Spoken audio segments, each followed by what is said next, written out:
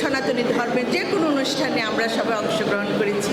আপনারা দেখেছেন যে মানিকগঞ্জে মানে এই ডিভিশনটা নাই, ধর্ম বর্ণের কোনো ডিভিশন নেই। এখানে আমরা মুসলমান, হিন্দু, খ্রিস্টান যারা আছি সবাই একসাথে কিন্তু মিলেমিশে আছে। এটা মানিকগঞ্জের মতন এরকম কোনো জেলা না আমি মনে হয় আপনারা পাবেন না যেখানে এত সমৃদ্ধ এবং সৌহার্দ্যপূর্ণ সম্পর্ক আছে, যার প্রতিদান আপনারা কিন্তু নির্বাচনের সময় দেখেছেন।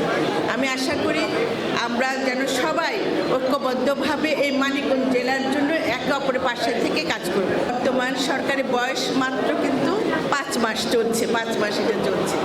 এই 5 মাসের মধ্যেই কিন্তু আমাদের মাননীয় প্রধানমন্ত্রী জনাব তারেক রহমান প্রত্যেকটা মানুষের জন্য ধর্মবর্ণের ঊর্ধ্বে থেকে প্রত্যেকটা মানুষের জীবনযাপন যাতে সহজ হয়, তারা যেন শান্তিতে থাকতে পারেন, তাদের জীবন যেন সেই শান্তিতে ঘুমাতে পারেন ঘরে, সেই প্রত্যেকটা ক্ষেত্রে কিন্তু লক্ষ্য রাখছেন। যার পরিণতি আপনি দেখেছেন যে আমরা এই 5 মাসে মন্দিরের জন্য প্রায় 35টা মন্দিরের অনুদান কিন্তু অলরেডি আমরা দিয়েছি এবং আগামীতে আরও অনুদান আসবে। 250টা মন্দিরের উন্নয়ন কাজ হবে এবং মানিকগঞ্জ এবং সাটুরিয়া এই দুই জায়গায় 2টা মডেল শ্মশান মন্দির হবে প্লাস শ্মশান ঘাট হবে। যেটা আমি দেখেছি যে যেখানে যাচ্ছি সেখানে একটাই কথা বলা হচ্ছে, আমাদের কোনো শ্মশান নেই।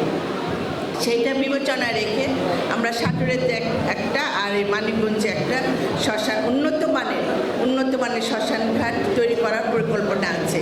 তা আমি আশা করি আগামীতে পর্যায়ক্রমে যেটা জনগণের সুবিধার্থে সনাতনী ভাই বোনদের, বিশেষ করে সনাতনী ভাই বোনদের সুবিধার্থে যেসব পদক্ষেপ নেওয়া দরকার আমাদের মাননীয় প্রধানমন্ত্রীর নির্দেশে আমরা সেইভাবে সবাই মিলে কাজ করে যাব।